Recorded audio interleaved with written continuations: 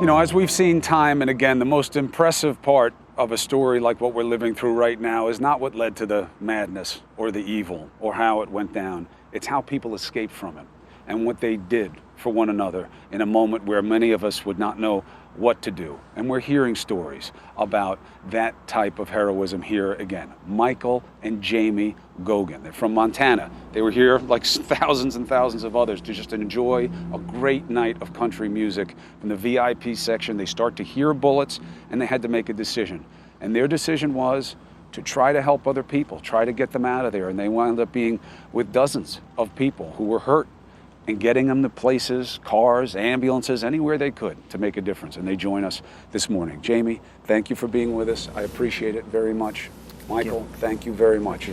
Thank God you're okay. And I know that in the moment you did what you had to, and I'm sure the hardest part of you has been the hours since then and dealing with what went down. How you doing, Jamie?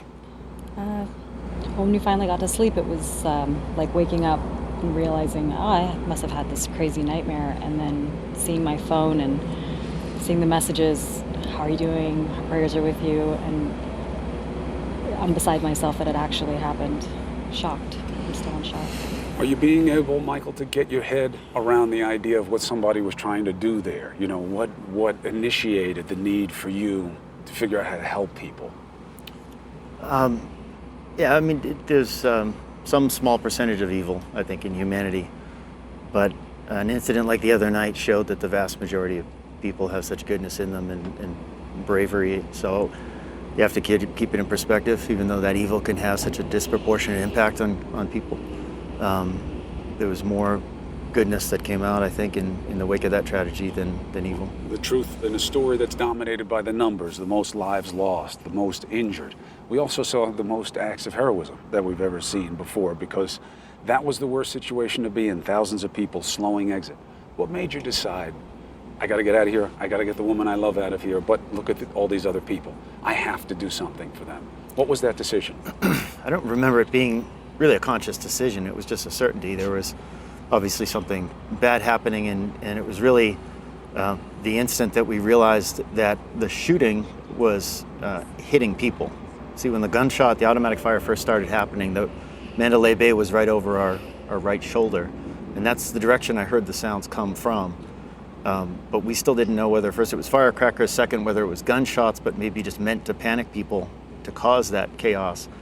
Until as we were filing out, we saw the first victim, gunshot victim with an abdomen wound. And then it was just a certainty that we had to stay and help. I did want Jamie to leave and tried my best to get her to leave, but she refused, and then she just ended up helping for the next probably hour and a half. Why did you stay? I wasn't going to leave my husband, and I was terrified. I saw people that were shot, and I knew he had a duty in him, and it's his character and his nature to go back and help people, and I wanted to help any way I could. He really instilled that and inspired that bravery in me.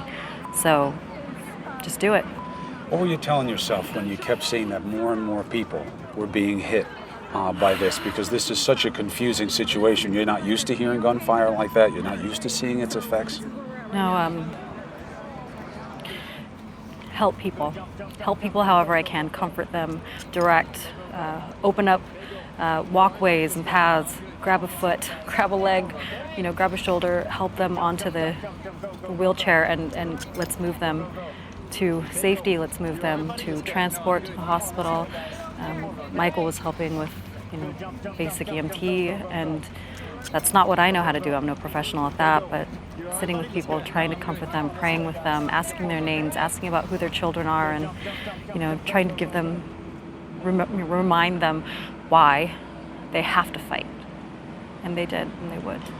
One of the things that is so bizarre and unusual about what you had to live through is duration. Did you have a sense of that in the moment, that, Jesus, this isn't ending? These shots just keep coming, keep coming. I did. It was long, continuous bursts of automatic fire, as you know by now. And when we made it to the point where it was potential safety for Jamie, there was kind of a brick retaining wall, cinder block retaining wall that people were filing past. And when I tried to get her to go along there, and as I mentioned, we saw the first victim crumpled against that wall with an abdomen wound. that was in the midst of, I think, one of the last long sustained bursts. So the fire was continuing as we turned back in. And we helped that gentleman, we lifted up, and a passerby civilian car was there already being loaded with victims, so we got him into that vehicle. And when I turned back in, that's when I just started noticing so many others that were on the ground. And the next gentleman I went to unfortunately had a very severe head wound, and there was one of his friends was trying to help, and another similar EMT was trying to give CPR. But did compression, was checking the pulse. He was fading fast. He ended up dying there in our arms before we could get him over to the makeshift little trauma center. The medical tent had become a bit of a triage center, and that's where we started just one after another bringing victims and then trying to find them transport. The biggest critical issue at that moment was... How do you get them out of here? How do you get them out? I'm sure that the ambulances responded very quickly. In the moment, it felt like forever, and maybe they were being held back because the shooting was continuing. I don't know the details. I do know that these victims with many had multiple chest wounds, head wounds, as I said, and there was no action that someone could take on the ground there, even if you were a battlefield surgeon, other than getting them quickly to a real trauma center. You did the thing that was needed most, was trying to get them to a place where the people who could help would be there and take them to the next step. And obviously everybody was overwhelmed.